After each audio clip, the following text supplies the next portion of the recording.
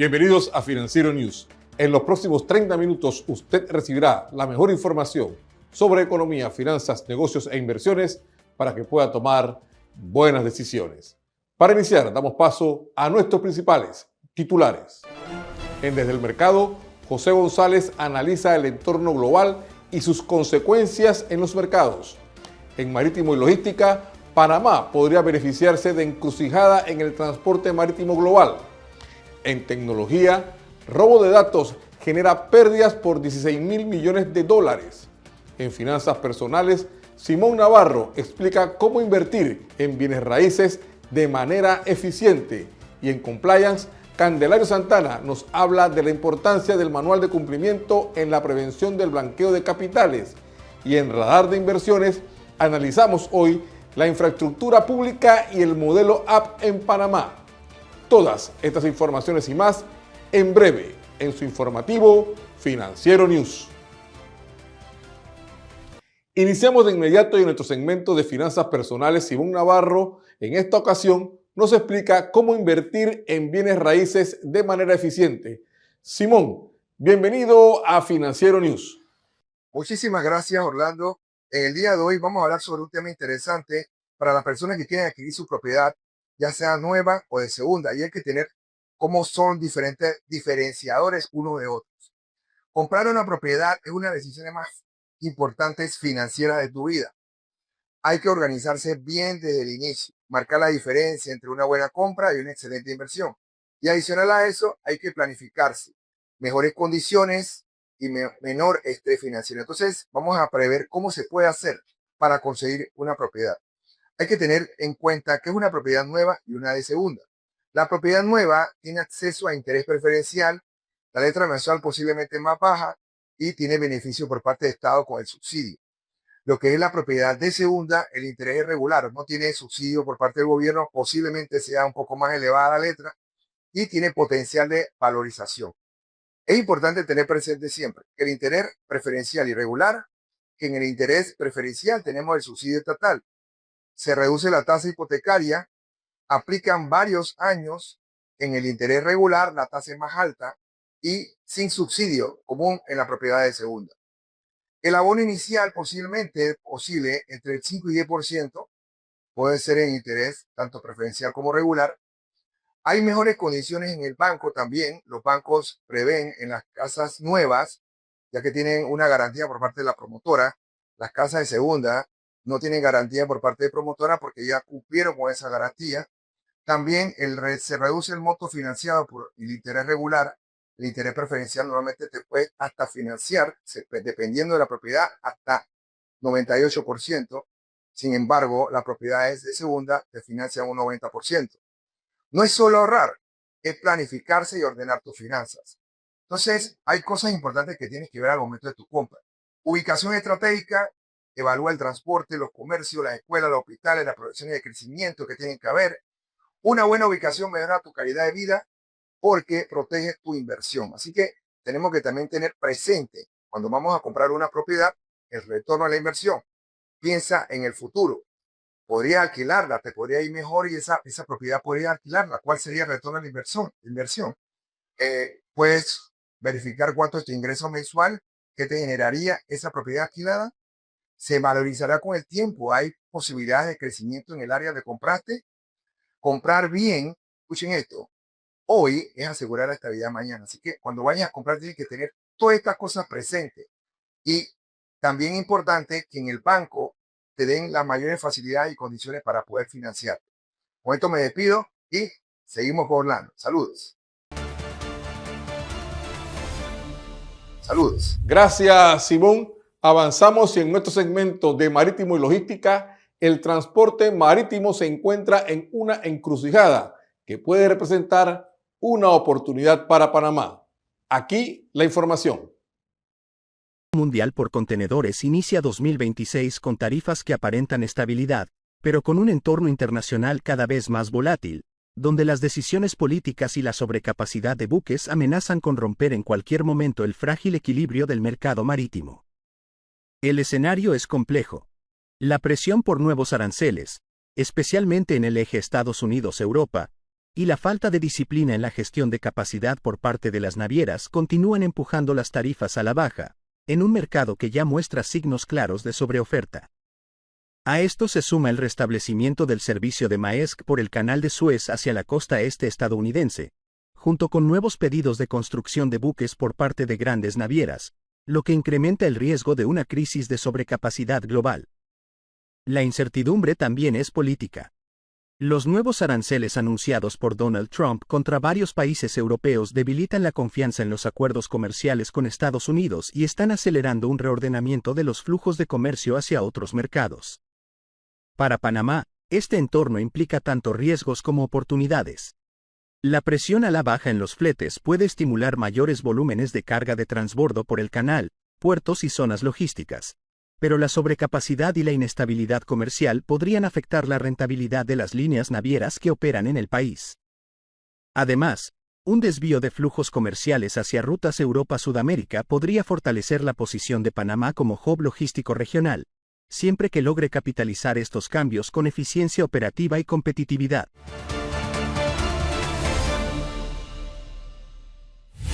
Ahora le presentamos la cifra de la semana. La cifra de la semana es 900.000 millones de dólares. El total de la emisión global de bonos sostenibles que se tramitará en el 2026 según Moody's. Este total incluye 115.000 millones en bonos sociales, 530.000 millones en bonos verdes y además 190.000 millones en bonos de sostenibilidad, 40.000 millones en bonos de transición y 25.000 millones en bonos vinculados a la sostenibilidad. Según Moody's, el financiamiento de la mitigación climática dominará en 2026 a pesar de un enfoque más pragmático de la descarbonización. Con la cifra de la semana, vamos a nuestra primera pausa comercial. En 2026, las exigencias regulatorias serán más estrictas. ¿Estás preparado? MiThinkers presenta el Diplomado Formación de Oficiales, Enlaces y Empresas de Cumplimiento 2026. En este programa aprenderás el marco regulatorio legal de Panamá, normas internacionales e identificarás señales de alerta. Además, desarrollarás un enfoque basado en riesgos, mediante la construcción de matrices de riesgos. Conviértete en el profesional que tu organización necesita. Inscríbete hoy. Fecha de inicio 28 de enero. MiThinkers, formación estratégica para líderes en cumplimiento. Con el apoyo de la Asociación de Oficiales de Cumplimiento y Compliance at Risk de Estados Unidos.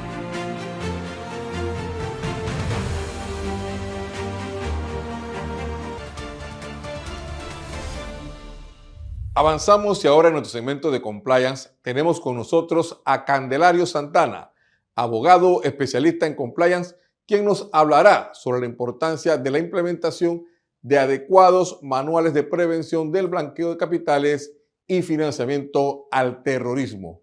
Candelario, bienvenido a Financiero News.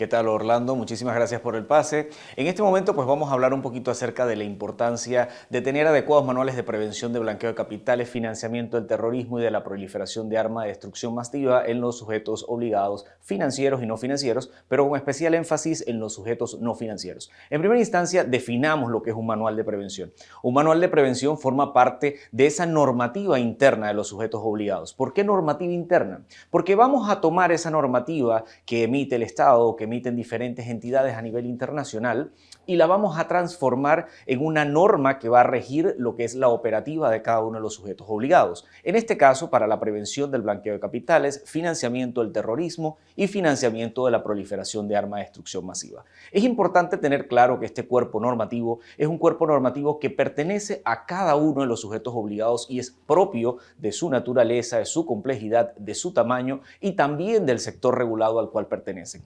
Por hablar un poco de la conformación o de ese proceso de elaboración del manual de prevención, tenemos que decir lo siguiente. Este manual de prevención no debe ser únicamente elaborado por el oficial de cumplimiento en los casos tales que exista esta figura dentro de la entidad, sino que tiene que ser elaborado de una manera conforme entre cada una de las partes que va a ser tocadas por las políticas y procedimientos que están incluidos en este manual de prevención. Es decir, la parte comercial, la alta gerencia, incluso hasta las juntas directivas cuando tengan que formar parte de procesos de aprobación dentro de este manual de prevención. Este manual de prevención debe tener elementos importantes, como cuáles. Primero, debe describir esa estructura organizativa del sujeto obligado, esa estructura que nos permita conocer a ese sujeto financiero o no financiero desde su entraña, saber de qué tipo de empresa se trata, cómo funciona, su organigrama, su orden jerárquico, en fin, conocer al sujeto obligado. Segundo, la normativa aplicable a ese sector específico. ¿Cuáles son las leyes, los decretos, incluso las resoluciones sectoriales o los acuerdos sectoriales que le aplican? También tiene que haber una persona designada como responsable o responsables de la ejecución de cada una de las políticas de ese manual de prevención. Recordemos que aquí entra en juego ese conocido esquema de las líneas de defensa, donde cada una de las partes debe tener sus funciones claramente definidas. Adicionalmente, debe tener una metodología de administración de riesgo de la entidad, así como la identificación y evaluación de cada uno de los riesgos que han sido medidos, que han sido mitigados y que han sido tratados. También algunos criterios importantes como son los criterios de detección de inusualidades, los reportes de operaciones sospechosas, ¿verdad? También en algunos casos canales de denuncia, incluso régimen sancionador por lo que es el incumplimiento del sistema de prevención.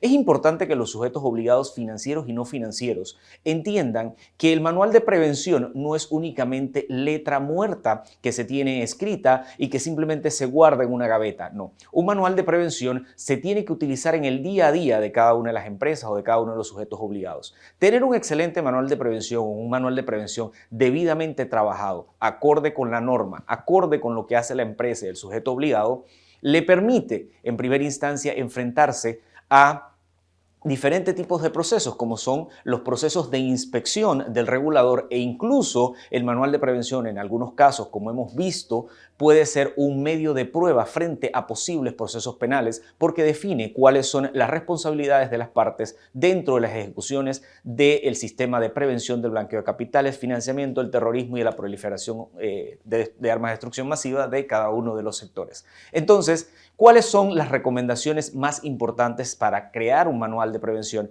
adecuado? Primero, no copie su manual de prevención. Su manual de prevención es único y debe ajustarse usted. Debe ajustarse a la realidad y al momento en que se está redactando. Adicionalmente, tiene que incluir y formalizar todos los procedimientos de ese régimen de prevención. El manual también tiene que ser revisado y actualizado periódicamente. Documente cada uno de los cambios que usted realiza a ese manual de prevención, cuándo los hace, quién los hace, cómo los hace y sobre todo quién los aprueba. Adicionalmente, usted tiene que prestar especial atención a los cambios normativos que pueden ser generales o que pueden ser sectoriales. Y por último, usted debe asignar a una persona que sea la responsable de esas modificaciones o de esa revisión periódica del manual de prevención para presentarlo al órgano correspondiente.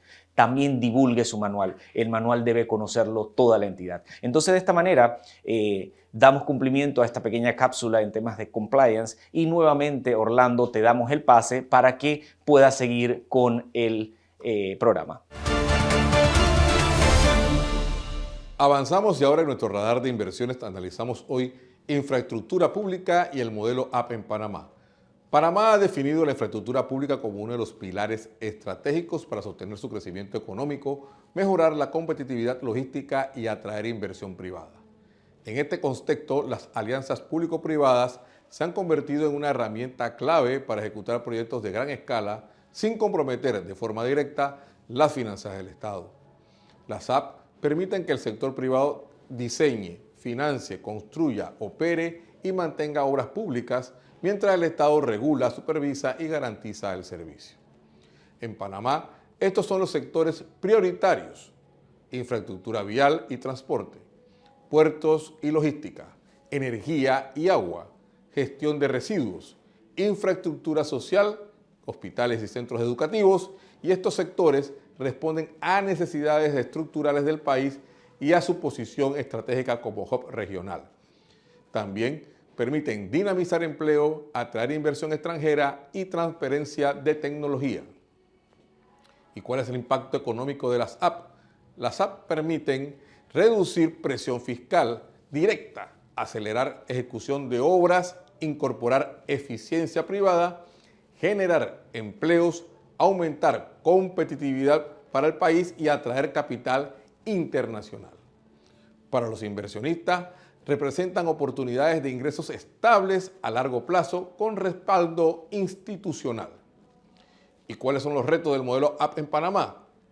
Aunque el modelo es atractivo, enfrenta desafíos, como por ejemplo procesos de licitación complejos, necesidad de mayor transparencia, gestión de riesgos contractuales, seguridad jurídica para inversionistas, supervisión técnica continua.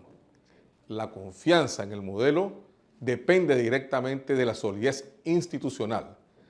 Las AP en Panamá no son solo proyectos de infraestructura, son instrumentos de desarrollo económico, modernización del Estado y atracción de inversiones.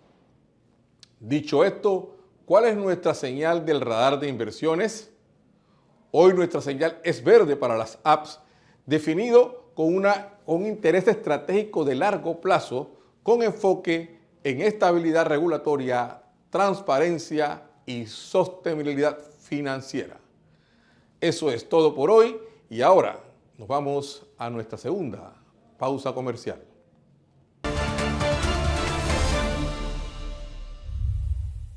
En 2026, las exigencias regulatorias serán más estrictas. ¿Estás preparado? Mi Thinkers presenta el Diplomado Formación de Oficiales, Enlaces y Empresas de Cumplimiento 2026. En este programa aprenderás el marco regulatorio legal de Panamá, normas internacionales e identificarás señales de alerta. Además, desarrollarás un enfoque basado en riesgos, mediante la construcción de matrices de riesgos. Conviértete en el profesional que tu organización necesita. Inscríbete hoy. Fecha de inicio 28 de enero. Mi Thinkers, formación estratégica para líderes en cumplimiento. Con el apoyo de la Asociación de Oficiales de Cumplimiento y Compliance at Risk de Estados Unidos.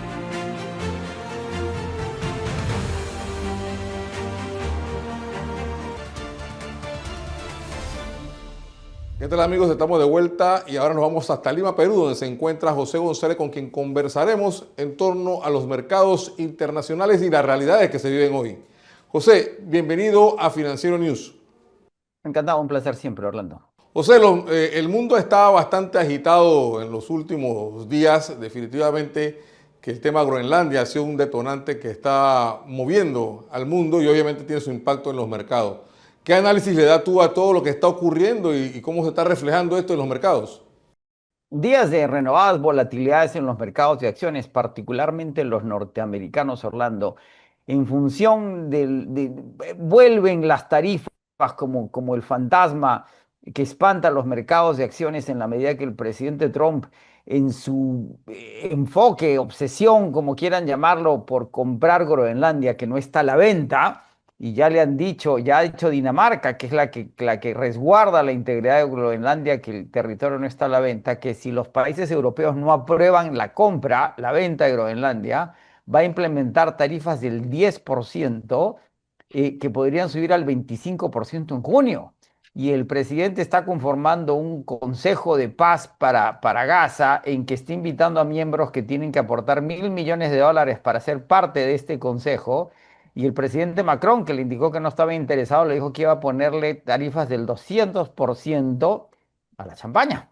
Eso ha puesto al mercado con los pelos de punta y hemos tenido correcciones importantes, volatilidad. A eso se suma además los eventos de la semana pasada, en la que el presidente de la Reserva Federal, la semana anterior, mejor dicho, el presidente de la Reserva Federal hizo público un video muy corto en donde indicaba, hacía público que había una denuncia penal en su contra y por el tema del presupuesto de las renovaciones del ejercicio de la Reserva Federal, señalando que no tenía nada que ver con el presupuesto, sino con la intención del Ejecutivo de intervenir en los mercados de renta fija en los Estados Unidos, particularmente en lo que se refiere a las dinámicas de las tasas de interés. Así en la semana se dio lo que se llama el Sell America Trade, la transacción de vender América, en donde las acciones corrigen los bonos de la Reserva Federal se abren. Dinamarca anunció que ha vendido toda su posición de bonos del Tesoro de los Estados Unidos.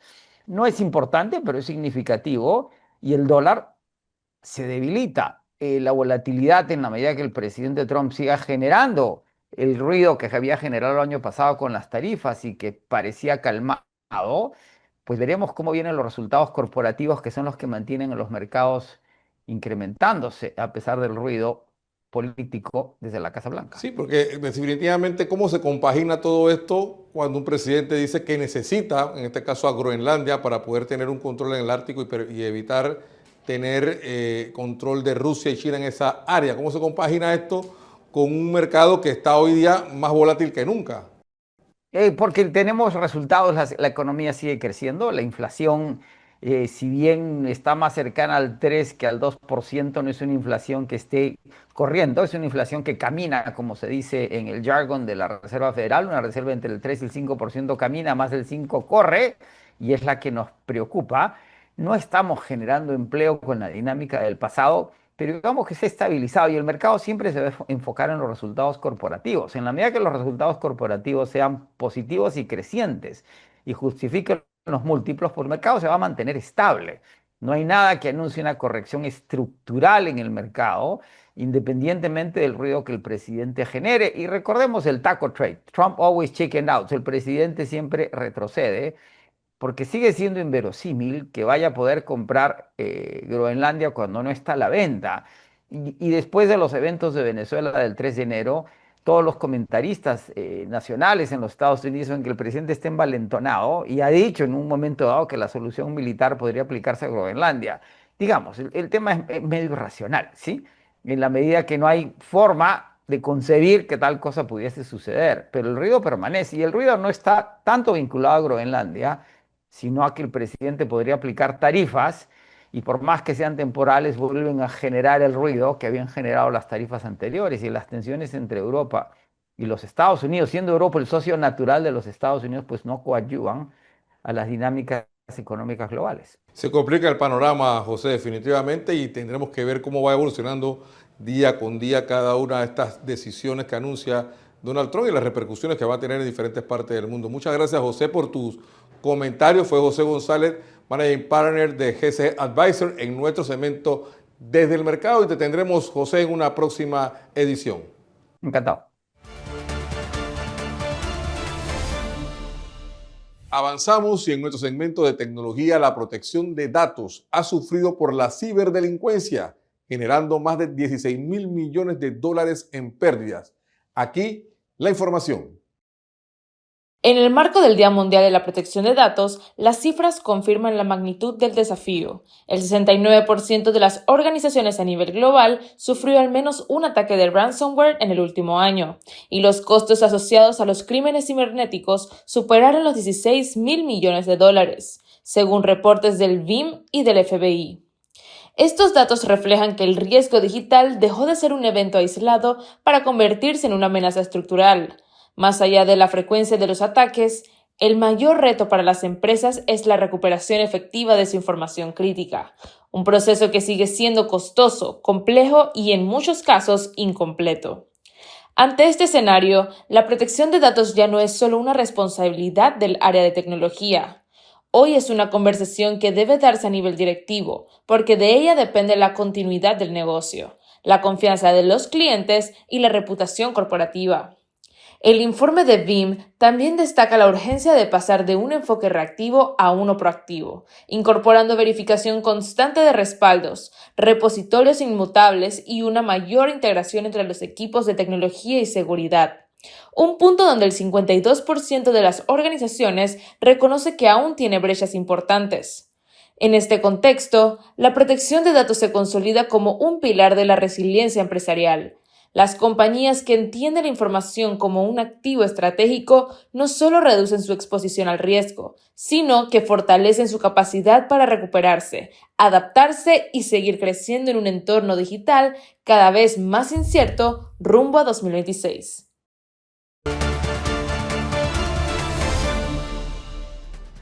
Amigos, y de esta forma llegamos al final de nuestro programa, pero antes los invitamos a seguirnos en nuestras redes sociales y además Si usted quiere volver a ver este programa, puede suscribirse a nuestro canal de YouTube Financiero News.